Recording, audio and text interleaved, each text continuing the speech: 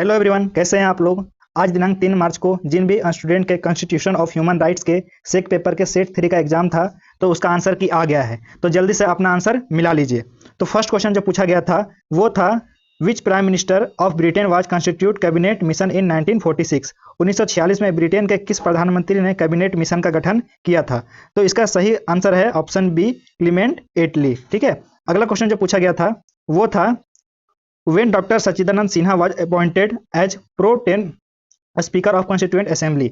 संविधान सभा में डॉक्टर सच्चिदानंद सिन्हा की नियुक्ति अस्थायी सदस्य के रूप में कब की गई थी। इसका सही आंसर है ऑप्शन ए, 9 दिसंबर 1946। नेक्स्ट क्वेश्चन जो पूछा गया था वो था, when Jawaharlal Nehru was presented objective resolution of constituent assembly. Jawaharlal Nehru ने संविधान सभा में उद्देश्य प्रस्ताव कब रखा था। तो इसका सही आंसर है option C, 13 December 1946।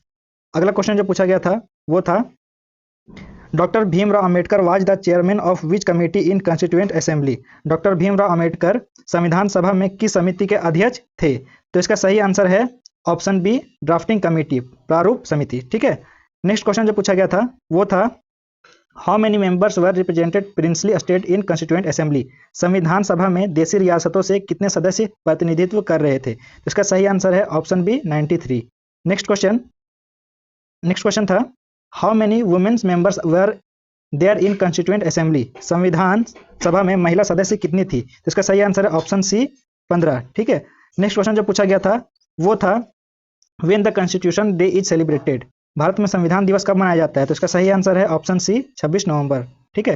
Next question, which among the following is not a integral part of the parliament of India. निम्नलिखित में कौन भारतीय संसद का अभिन्न अंग नहीं है। तो इसका सही आंसर है ऑप्शन ए, सुप्रीम कोर्ट।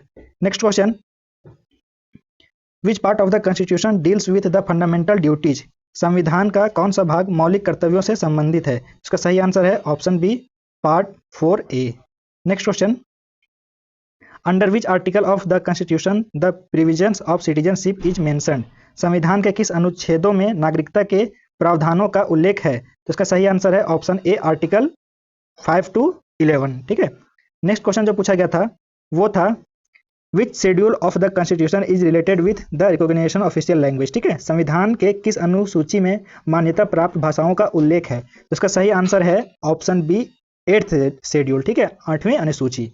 नेक्स्ट क्वेश्चन जो पूछा गया था वो था, which schedule of constitution is related with the Panchayati Raj system. तो इसका सही उत्तर है, इसका हिंदी में है कि संविधान की कौन सी अनुसूची पंचायती राज व्यवस्था से संबंधित है। इसका सही आंसर है आपका नन ऑफ दिस। ठीक है, इसमें से कोई नहीं, क्योंकि किसमें ऐसा है, 5वीं अनुसूची में वो था। ठीक है। चलिए नेक्स्ट क्वेश्चन जो था वो है, which part of the constitution deals with relations between union and states. संविधान के किस भाग में संघ तथा राज्यों के बीच संबंधों का उल्लेख है। इसका सही आंसर है ऑप्शन सी, पार्ट 11। चलिए अगला क्वेश्चन की ओर बढ़ते हैं। तो अगला क्वेश्चन था, by which amendment act the preamble of the constitution was amended first time. ठीक है। संविधान संशोधन अधिनियम द्वारा पहली बार प्रस्तावना में संशोधन किया गया था। इसका सही आंसर है ऑप्शन सी, 42वें संशोधन में। ठीक है। अगला क्वेश्चन था, which article of the constitution provides protection against conviction. ठीक है। संविधान का कौन सा अनुच्छेद अपराध के विरुद्ध संरक्षण प्रदान करता है। इसका सही आंसर है option B, article 20। Next question देखते हैं। नेक्स्ट क्वेश्चन पूछा गया था, which article of the constitution is related with the ends of titles. संविधान का कौन सा अनुच्छेद उपाधियों के अंत से संबंधित है। तो इसका सही आंसर है option C, article 18। Next question, according to doctor Bhimrao Ambedkar which article is the heart and soul of constitution. Doctor Bhimrao Ambedkar के अनुसार कौन सा अनुच्छेद संविधान का हृदय एवं आत्मा है। तो सही आंसर है option B, article 32। Next question, from which country the directive principle of state policy is taken. राज्य के नीति निर्देशक तत्व किस देश से लिया गया है। तो इसका सही आंसर है ऑप्शन ए, आयरलैंड।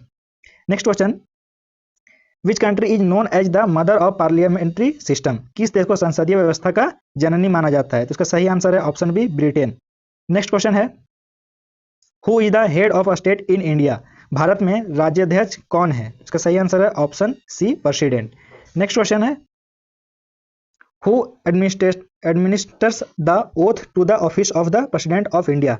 भारत में राष्ट्रपति को पद एवं गोपनीयता का शपथ कौन दिलाता है? तो इसका सही आंसर है आपका ऑप्शन ए, सर्वोच्च न्यायालय का मुख्य न्यायाधीश। नेक्स्ट क्वेश्चन है, who can summon the joint session of parliament? संसद का संयुक्त अधिवेशन कौन बुला सकता है? तो right answer is option A, speaker of Lok Sabha. Next question, who is the ex officio chairman of Rajya Sabha? Rajya Sabha का पदेन सभापति कौन होता है? Correct answer is option A, vice president. Next question, which article of the constitution is related with the amendment process? संविधान का कौन सा अनुच्छेद संशोधन प्रक्रिया से संबंधित है? तो सही आंसर है ऑप्शन बी, आर्टिकल 368। बढ़ते हैं अगले क्वेश्चन की ओर। तो अगला क्वेश्चन था, which part of the constitution is related with the emergency provisions? संविधान का कौन सा भाग आपातकालीन व्यवस्था से संबंधित है? इसका सही आंसर है ऑप्शन सी, पार्ट 18, भाग 18। ठीक है, अगला क्वेश्चन देखते हैं। अगला क्वेश्चन था, when for the first time national emergency was declared under article 352? अनुच्छेद 352 के अंतर्गत भारत में पहली बार आपातकालीन की घोषणा कब की गई थी? तो इसका सही आंसर है आपका ऑप्शन ए, 1962। बढ़ते हैं अगले प्रश्न की ओर। तो अगला प्रश्न है, when the national emergency was declared on the ground of internal disturbance? आंतरिक उपद्रव के आधार पर भारत में राष्ट्रीय आपातकाल की घोषणा कब की गई? तो इसका सही आंसर है आपका ऑप्शन सी, 1975। नेक्स्ट क्वेश्चन देखते हैं। नेक्स्ट क्वेश्चन था, under which article the president rule can be imposed in a state? किस अनुच्छेद के अंतर्गत राज्य में राष्ट्रपति शासन लगाया जा सकता है? तो इसका सही आंसर है ऑप्शन बी, 356। अगला क्वेश्चन देखते हैं। अगला क्वेश्चन था, how many members can be nominated by the president in the Rajya Sabha? Rajya Sabha में राष्ट्रपति द्वारा कितने सदस्य मनोनीत किए जा सकते हैं? So correct answer is option B, 12। ठीक है, नेक्स्ट क्वेश्चन देखते हैं। तो अगला क्वेश्चन है, how many subjects are there in the union list? संघ सूची में कितने विषय हैं? तो इसका सही आंसर है ऑप्शन ए, 100।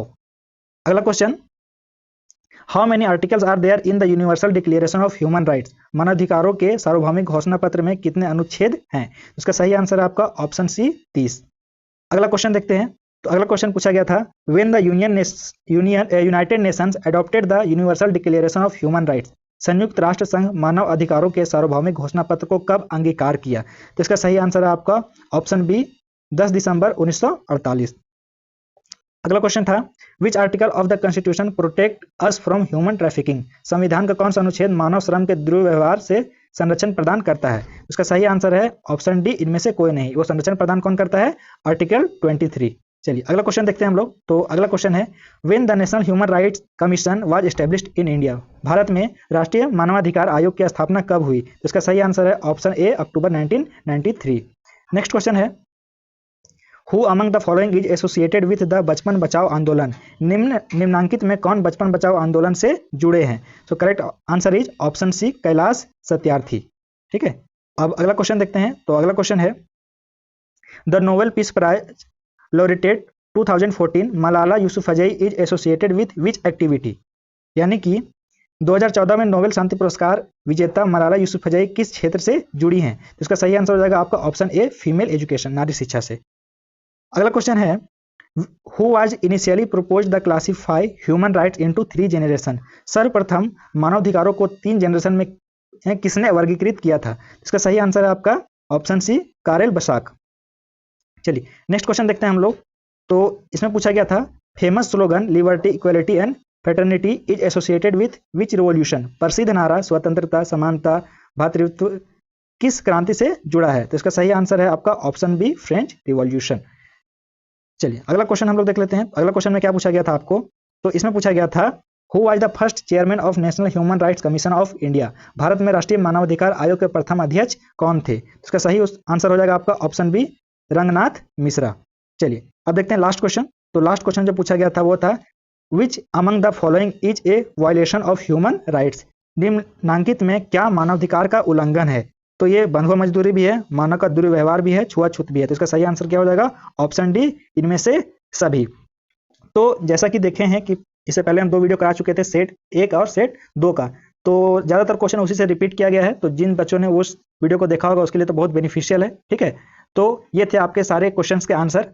तो आप अपना आंसर मिला लीजिए और कमेंट बॉक्स में बताइए कि आपका आंसर कितना सही हुआ है। और वीडियो को लाइक कीजिए, चैनल को सब्सक्राइब कीजिए और अपने दोस्तों और साथियों के साथ भी शेयर कीजिए।